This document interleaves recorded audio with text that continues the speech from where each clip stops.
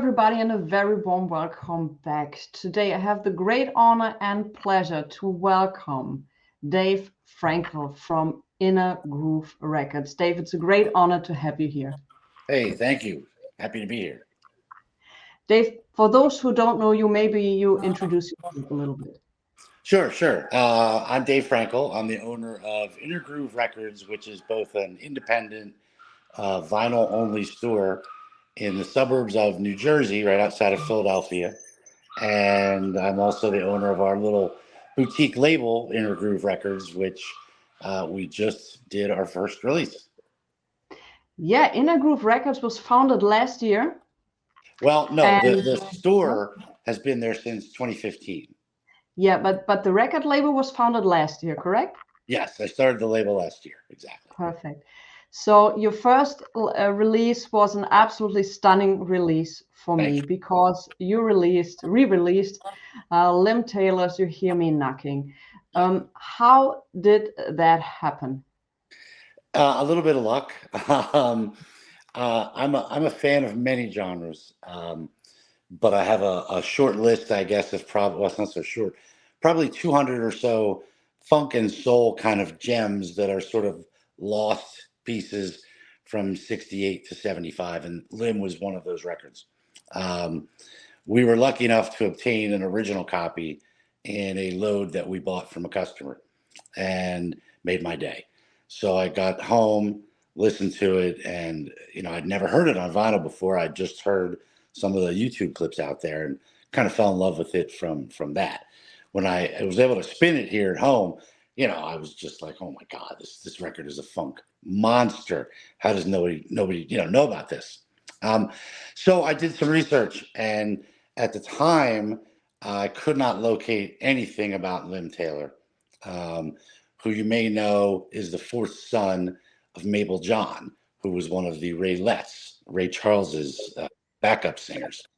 So anyway, most of these projects involve a lot of research, a lot of obituary looking, to be honest, and trying to find out who might own the rights. Is there a tape somewhere? I got very lucky. I narrowed it down quickly to the fact that the label, Crossover Records, was owned by Ray Charles. He left ABC and started Crossover. There's not a ton of recordings on Crossover, and most of them are Ray Charles 45s, but this album is on there. So, again, through a lot of research, I discovered there's a wonderful foundation in Los Angeles, the Ray Charles Foundation. Um, Basically philanthropic. They make a lot of donations to both vision impaired and hearing impaired charities. So I got in touch with them, and I was lucky enough to get an email address for the president, Valerie. And I told her, we're this little label. We love this record.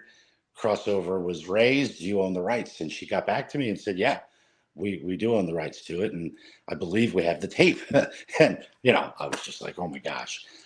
So to cut right down to it, we just got lucky that they did indeed have the master tape. They were willing to license it for a short run like this, and everything came together. The artwork was much more difficult. They did not own any of the original artwork, so my original was actually high res scanned, and my wife is an artist. She actually cleaned it up digitally, got rid of some of the streaking and flecks in the cardboard, and we got incredibly lucky. It came out beautiful. We had to retype a lot of things on the back, but the project came together um, through a lot of luck, just a lot of good luck, to be honest with you. So they found the master tapes. Yes. Do you know how they did? They made a digital transfer, I guess. Yeah, they were So not. Yeah, they were not going to let the master out of where it's located, which I understood. It's actually, I'm forgetting the name of the studio. It's a very famous studio in LA. Why am I forgetting? In any case, they had the tape. I pushed a little bit for an analog to analog copy, but when push came to shove, and this may be maybe a secret of the industry or maybe not, but I'm going to spill it if it's a secret. Most of what you're buying has gone through a digital step. Um, it's just too convenient and too easy, and these guys have gotten so good at cutting from digital that I'm not even sure it's a negative anymore. And I wouldn't have said that 5 years ago. But you may be familiar with the whole Mobile Fidelity blow up and what happened there, where they were using DSD transfers and weren't really admitting to it. So in any case, we wound up using interlaced files. It was actually a separate left and a separate right channel from digital, which is actually how the pressing facility, Sun Press, here in Hialeah, Florida, wanted to work on it too. So it was made from master tape to digital to lacquer, etc. Yeah. Do you know if they found any outtakes or alternative versions from that session? It's a great question. I never asked, nor did they say, but maybe I'll go back at them. That's a great point you make. That's a And great maybe point. they have 2 tracks left, or you could do a single. I never asked, and we actually went through a bit of a charade on the master because initially they sent me files that were just left channel. I sent them over to Sunpress, and they got back to me and said these are just left channel. So I had to go back to them and get the rights, but they're wonderful to work with in the end. And that's a great question. I will probably email Tina. It's Village Studios in LA, and see if there is something. Yeah, we'd love to put it out. Yeah. So for those who look for an original, if you find one, it's like a couple of $100 if you find one. Yeah, pricing on an original, a very good plus copy is probably in the $400 to $500 range now. In reality, it was a little label, didn't get much promotion. I don't know that any of these songs got any radio play at the time. So yeah, it's a tough get. Do you have more information on Lim Taylor? Could you reach out to his family? Could you surprise them with a reissue? Sadly, we learned that he passed away last year. Oh no. Yeah. I'm in contact with a big soul collector also in Europe, and she actually confirmed that she had spoken to a family member because I found an obituary that I thought was probably him, and she confirmed that yes, another family member had said indeed it was, which is so sad because he literally missed the reissue maybe by 6 or 8 months to be able to get one into his hands and maybe talk to the guy, Yeah. So back in the day, there were so many great artists. For example, I'm a huge fan of her, and it took me 20 years to find an original, is Barbara Haywood. Oh yeah, not an easy record either. That's yeah. No, 20 years. I've flown to Vegas to pick it up. You're kidding. No, I'm not. That's awesome. Yeah. I wanted this so bad. So and coming back to this, when Coal Mine did the reissue, there weren't any master tapes left. There was nothing. So what they did was a needle drop. Yeah. And the sound from the needle drop is better than the original pressing. I believe it. Yeah, I'll give you a little bit of info.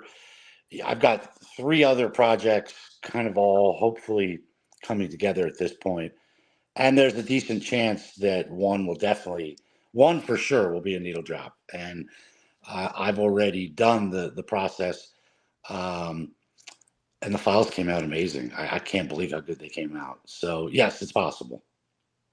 Yeah. So just because it's digital doesn't mean it's bad, and it's very important to point that out. I did an interview with Dan Johnson, who is a remastering person who does all tape remastering for all the major labels, and he said sometimes I have a tape and I know this is a one shot. So because they're sticky and they're way too old, and I have to do a digital transfer, and otherwise I can't save the tape. I can do this one time and then I have to stop. So yeah, no, he's right on the money. I'm not at that level, but I have several reel-to-reel machines, and I'm into that. And yes, sticky shed syndrome is very real, very real. So I can only say if the original is sometimes not possible to reach because of price or because of rarity, a reissue which is done from a digital file or a needle drop is not to say it has a worst sound or anything like this. So, like I said, with the Barbara Hayward, the reissue sounds better than the original. Really? So I would always say give it a shot.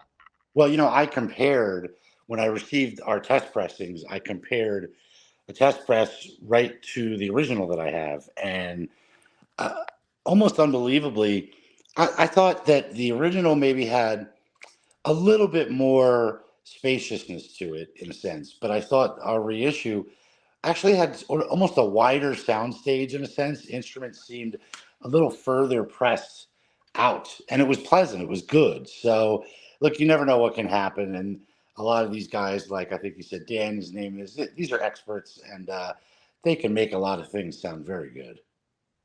Yeah.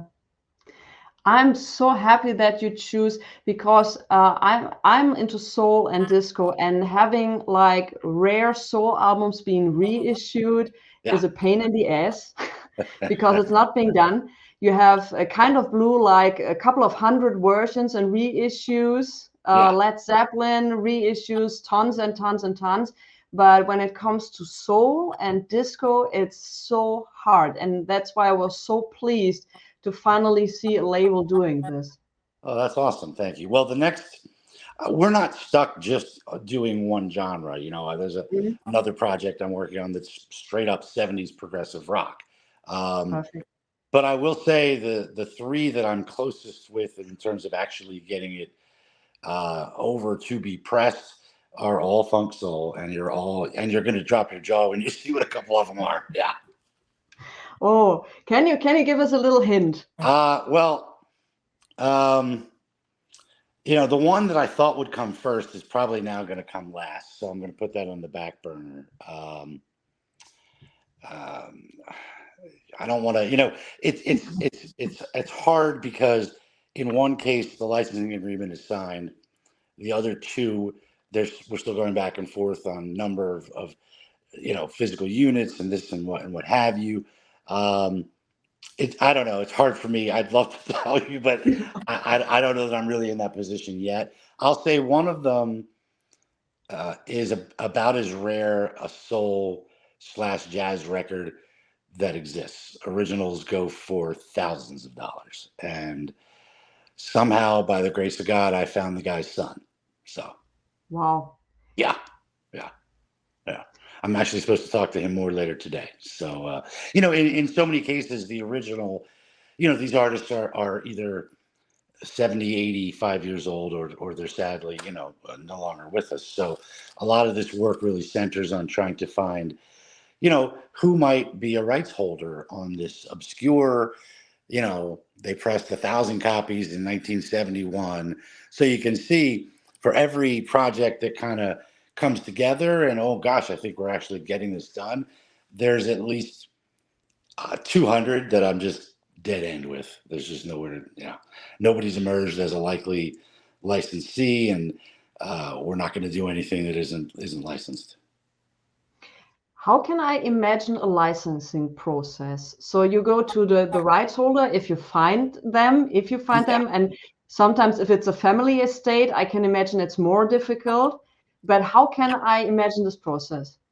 It varies. Some are like there's one I'm working on that I was lucky enough to find the grandniece, the grandniece of the gentleman who owned the record label, who was a gentleman by the name of Paul Gayten, Gayten, who was an artist in his own right in the 40s and 50s, and then became much more of a producer. How did I find this grandniece? His obituary led me to his wife's obituary, led me to survivors, led me to, anyway. So if I'm able to get in touch with that person directly, explain what we're doing, confirm that yes, they're, through a trust or an estate, they would be the person most likely to hold rights. It's not so hard. But other times, when you're dealing with outside entities and what have you, I don't know. I'll be very honest with you. Lynn Taylor's the first one under my belt. I'm still learning as I go. Oh, you did a fantastic job. Oh, thank you. I appreciate it. So the first release, as far as I read it, is a limited edition to 500. I think 200 were colored and 300 were black vinyl, Well, correct? here's how that happened. And again, just sort of coincidence, luck. You know, once I'd obtained the rights and the tape, I wanted to get it pressed. Even though our store is in New Jersey, I'm actually speaking to you, and I live in Florida. Um, I have a guy that runs the daily operations of the store up in New Jersey, Steve, who does a great job, and I concentrate kind of more on the label side of it. So I wanted to find it a place that would maybe press locally. So I encountered Sun Press. I emailed them. They got back to me and said that they were sorry, but they were just acquired by Project M. Project M is a conglomerate that owns Brooklyn Vegan, Gold Mine, three or four metal-oriented sites and publications. So they had just been acquired by Project M, and they were only pressing for Project M. So I said, "Oh, I appreciate it. Could you recommend anybody in the area? I have a very rare soul funk record." And he got back to me, Rich, his name is, and he said, "Well, you sparked my interest. What is this?" So I told him what it was, and he took it to the Gold Mine people, and they wanted to partner on it. So that's how that came about. So yes, you're correct. 500 copies, numbered sequentially, so there's no break in the number between black and pink. 1 to 300 are black, 180 gram, sold by us in our store and on our website, innergrooverecords.com. And 200, numbers 301 to 500, are pink, 140 gram, sold on Goldmine and now on Brooklyn Vegan as well. I don't know what they have left. We're down to about 50 copies of the black. Wow. Yeah, it's done. There's been a lot of excitement, and I think everybody just digs this record. You know, even if you're not like a funk person, you know, I've had people tell me I'm not a big soul funk guy, but man, I love this record. So that was really cool.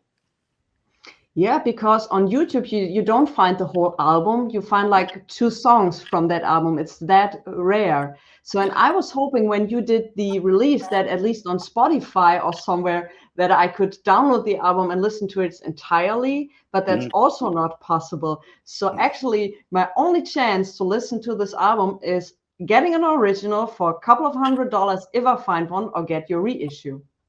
Yeah, yeah. We haven't done any streaming or digital on it. Not because I have anything against it, simply because I didn't really negotiate for rights to do that. I negotiated to release 500 vinyl records, so I'm not going to overstep my bounds on that. But I will tell you, I think I must have your email. But if not, send me your email. I'll send you the WAV files that the record was made from directly. Oh, that would be awesome. Sure, I've done it for a few people, no problem, no charge, just enjoy it. And if somebody decides to put the whole thing up somewhere, okay, I'm just not going to do it because again, I didn't No, no, negotiate. no.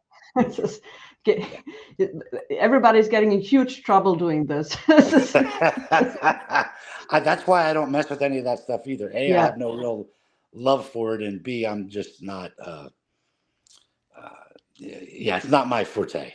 No. yeah.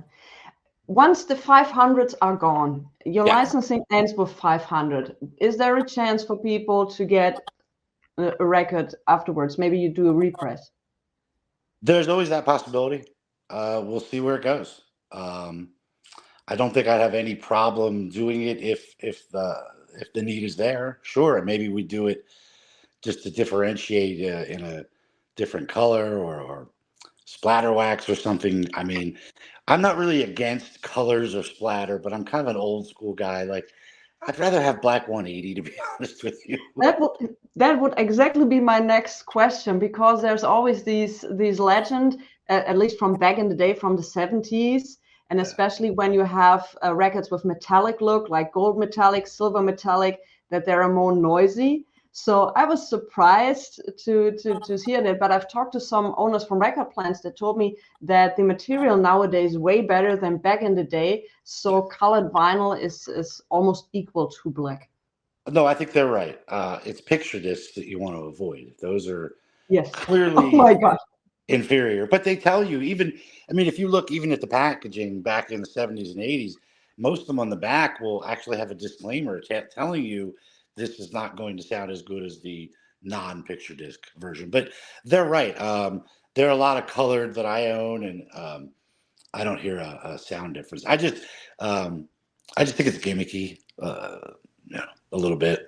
I mean, it's cool what Goldmine did because the pink they chose, they got it very close to the logo on the cover. So I thought it came out really cool. But again, the what we arranged was that the blacks would be 180 and the pinks would be 140, because I do feel it might be a slightly different customer. Yeah, absolutely. Yeah, which is Absolutely. cool. Both ways, great. If you want the ultimate sound, you want the black 180. Yeah, Wallace Graham did also a compilation, The Soul of New Jersey. And Yes. what surprised me was that he also did it on 180 gram. Actually, this is not happening very often if you have reissues like this. So I was very, very surprised when he chose that. And I was so lucky when you said that you did that. It's funny that you mentioned that because we know each other, and I just brought in about 10 copies of that record into our store because I loved it so much. Yeah, it's a great. Oh, yeah. Great work by him too, because now you're talking about licensing several different artists. So great work. Yeah. I love Storm. She comes up. Oh Okay. my God. Yeah. That was fantastic. There's nothing weak on it. I was knocked out by it. I was like, and then it's funny, he wasn't aware of our Lim Taylor reissue. It's funny, I became aware of his New Jersey comp. I don't remember how. And I emailed him and said, "Yeah, I'd love to bring in a couple of these for our retail store." And then I mentioned you may be interested in this reissue we just did. So I told him what it was. He said, "Hell yeah!" I said, "I'll send you a copy." And he emailed me, and like everybody else was like, "I love this record." So I guess it's a smaller circle than we realize sometimes. Do you think there's a difference in sound quality with thicker or thinner vinyl between 140 to 180 gram? I'm not sure there's a difference in audio quality, but um, there's definitely a difference in the ability to sort of withstand things, if you know what I mean. I mean, I'm an Mm. audiophile. I'm standing next to Manley tube amps and VPI turntables, and my Wilson Watt speakers are right here, and all that. But I drop a record once in a while on the floor. I'm not sure the sound is the difference, but the durability is nice. And I also think once you set up your tracking and everything correctly on your table, um, I don't know, 180 seems to just track more firmly, if that makes any sense. Mm-hmm. Yeah. But sound wise, no, look, there are vintage records that are 140 and even less that can sound, wonderful. Dynaflex. Dynaflex, yeah. Yeah. Unfortunately, Dynaflex has the all-time prize for being the flimsiest record ever made, though. And the catalogs of some great artists, David Bowie, Lou Reed, or Dynaflex, unfortunately. Yeah, but you know what? I've never had a Dynaflex which was ever warped. I think you're right. It's because they're so flexible to begin with. You're right, though. It's not. You don't find one where it's like, oh, I better put it in the warp. We have like a warp machine, a heat thing with these. I forget it's called vinyl flat in the store. You're right. I don't think we've ever done it to a Dynaflex. That's true. See, there's an upside to everything. Absolutely.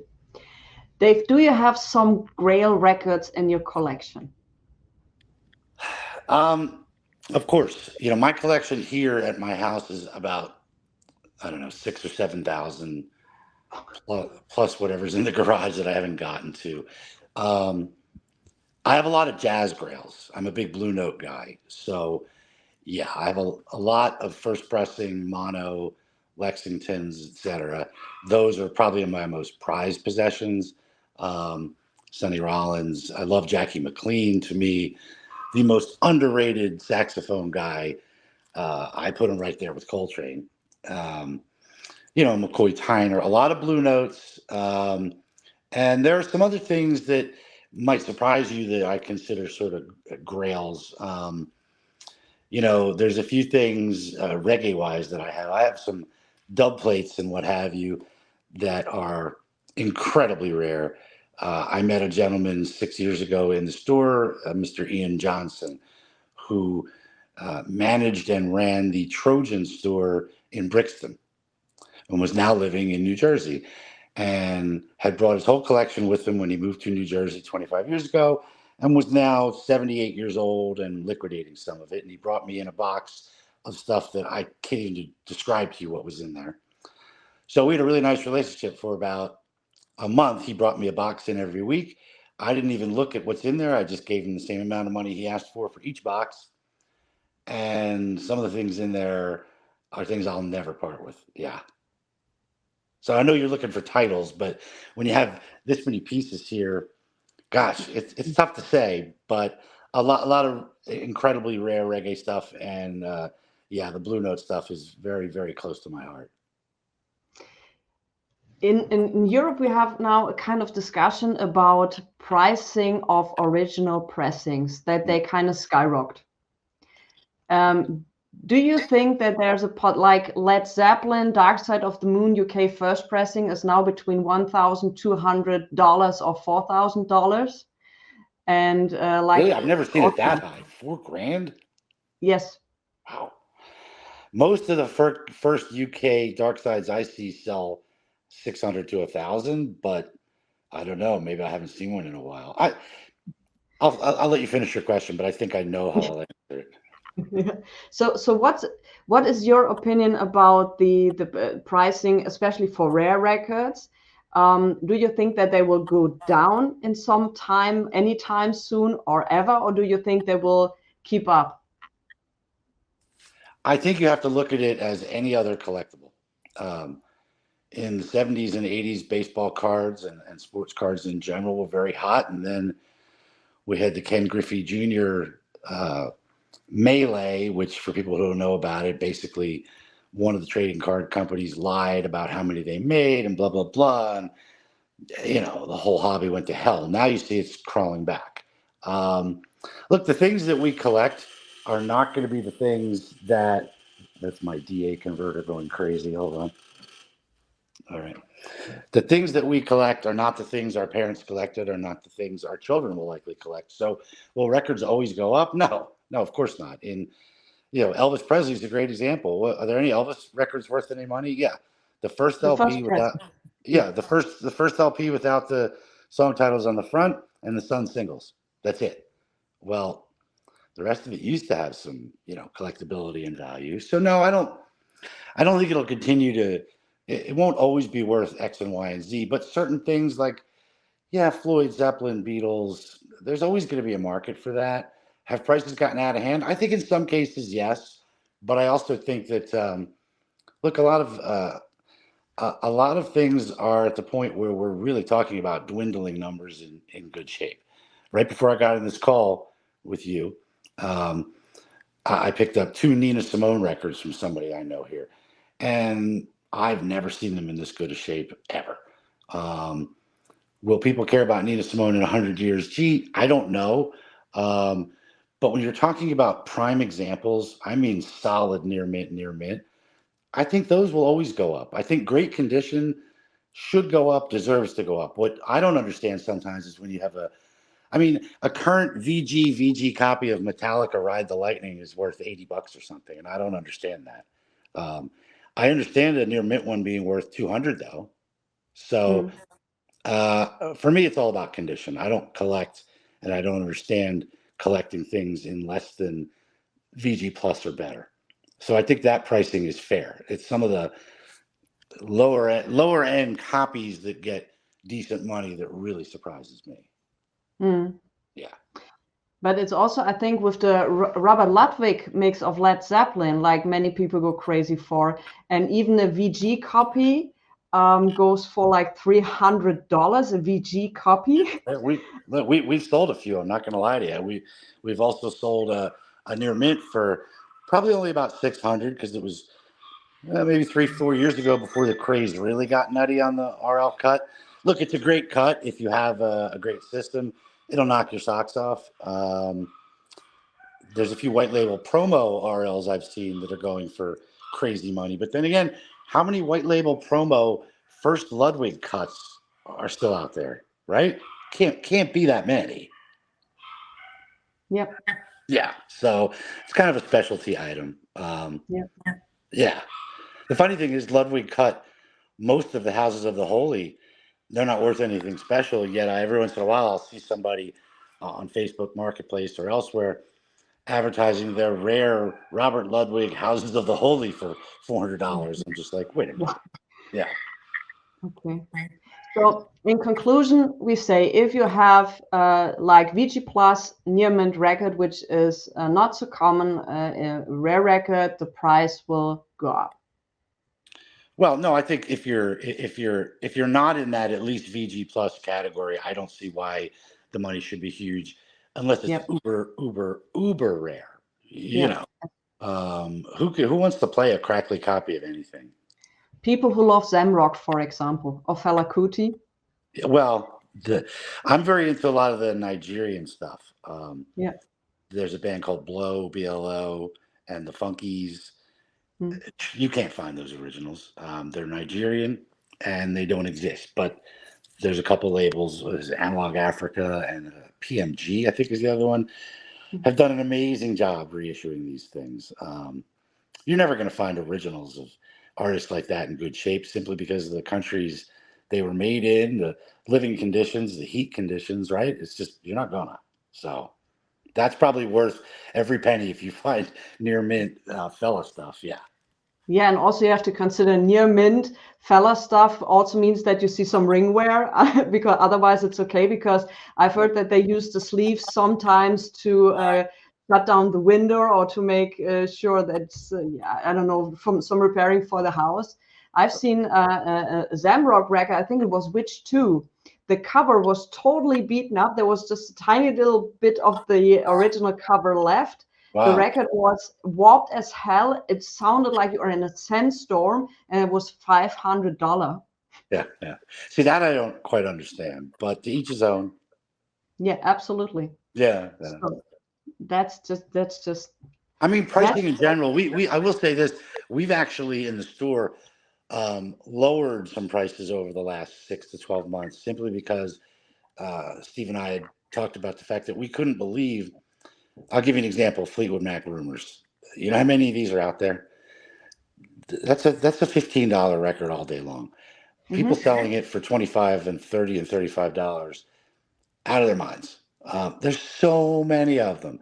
So I'll admit, for a while there, we were probably up at 25 on it because that's what the market was bearing. And I said to Steve, I said, you know what?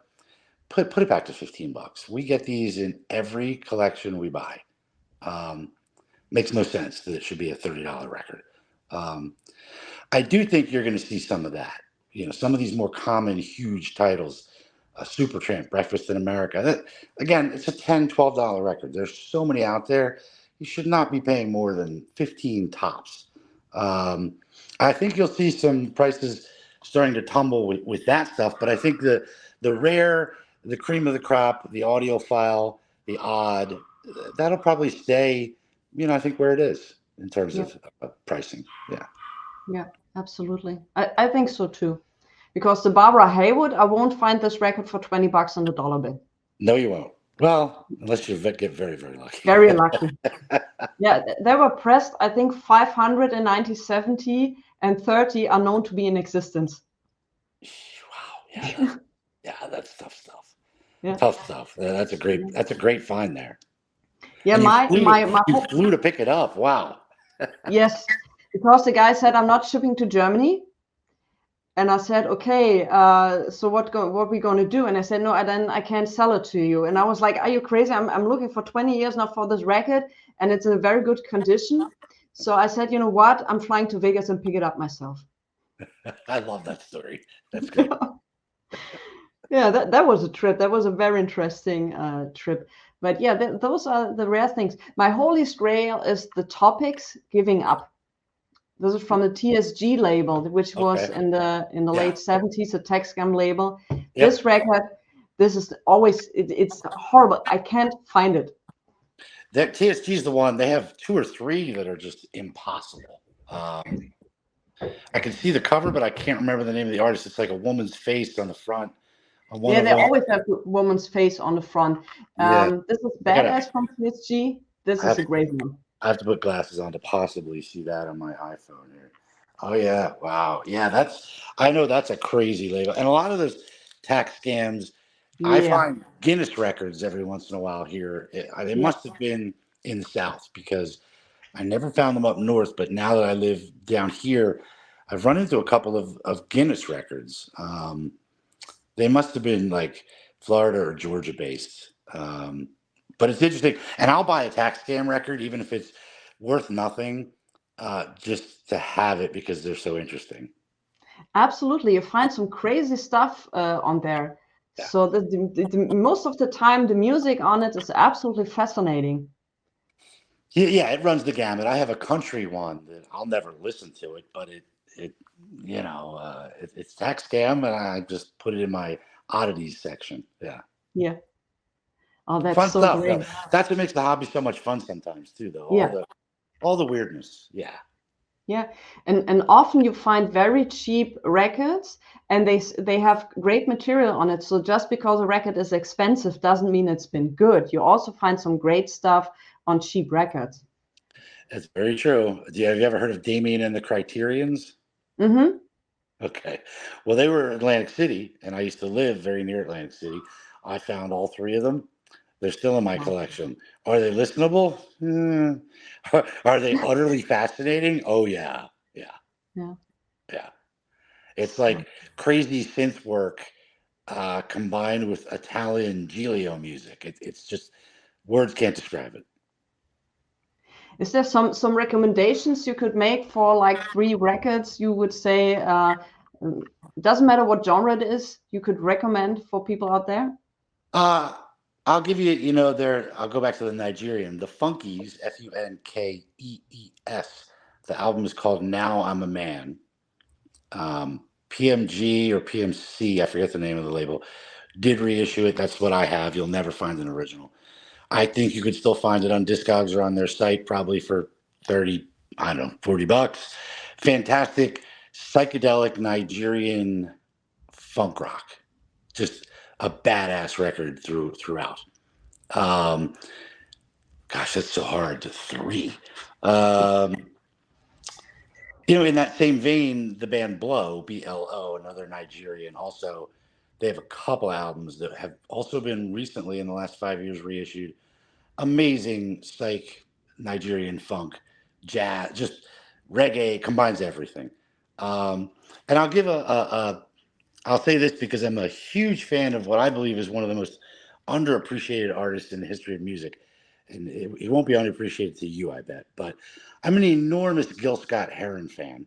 And I'm amazed how many people don't know who Gil was or anything about him except the revolution will not be televised. And The I would, message is great. yeah, I mean, The I would recommend picking up Winter in America, if nothing else. And frankly, I don't think there's a bad record in his catalog. He's one guy I always wanted to see and never got to see before he left us. So I'm going to say anything by Gil Scott Heron. If you dig poetry, if you dig jazz, reggae, funk, there's so much going on there. You will really like what Gil did. Yeah. So blanket A+ for Gil Scott Heron. Yeah, and he worked with so he came out of the scene from the Last Poets, Hmm. Which and I'm not as big a fan of. The Last Poets is fun, but it gets yeah. So redundant. and Yeah. what I really liked about Gil is when he started, he just had the bongos and doing his poetry. Yep. And the thing I admire at him, he can do kind of poetry rap, and he can also sing very well. A lot of people consider him the true godfather of rap. I don't know if that's true. Certainly, there was spoken word before Gil, but he contributed something to it. I'll see. I can see that much. Yeah, but yeah, the guy could do everything. I mean, and the albums he made with Brian Jackson, another guy who's Brian Jackson? You don't know who Brian Jackson is, really? Like, great stuff. Great stuff. Yeah, they worked for a couple of albums together, and Yeah. they really did great. It's great stuff, and even the last album he made, which is called "I'm New Here," and it's got a very different production style, very modern hip hoppy production style. Um, but go look at the video for the song "I'm New Here," and it'll make you smile and kind of break your heart at the same time.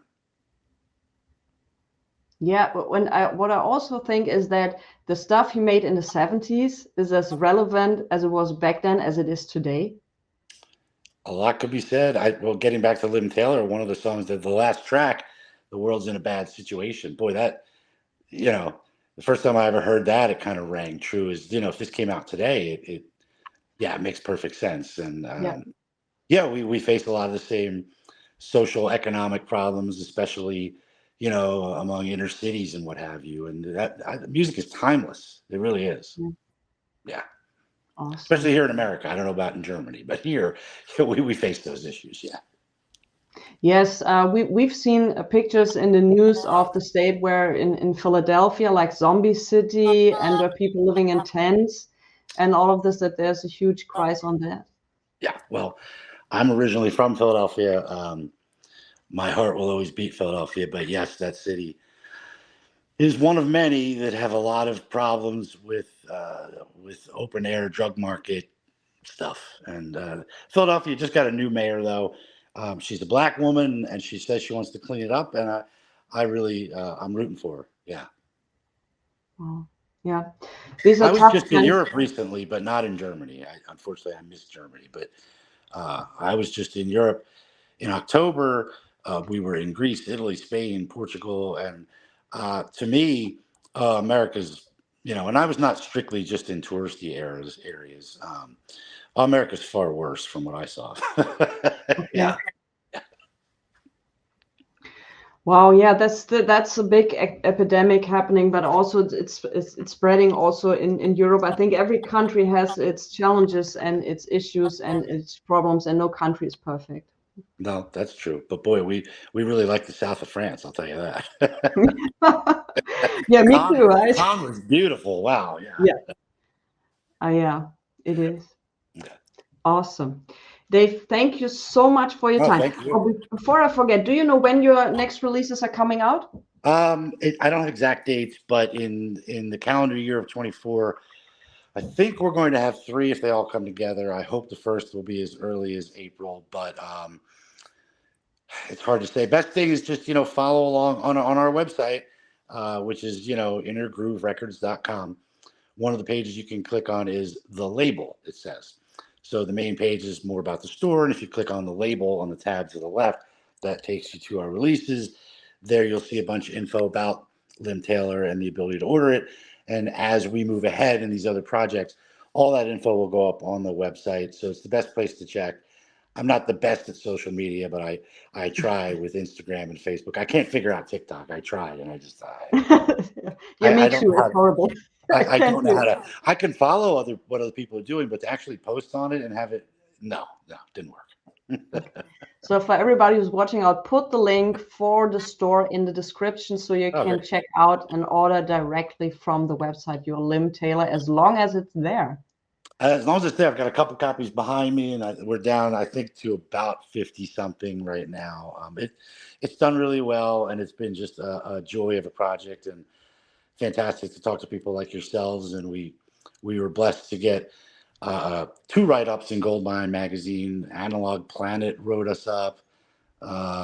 It's been great. It's just been a fun ride, and we're looking forward to the next couple coming out. Awesome. Dave, once again, thank you so much for your time. Thank you.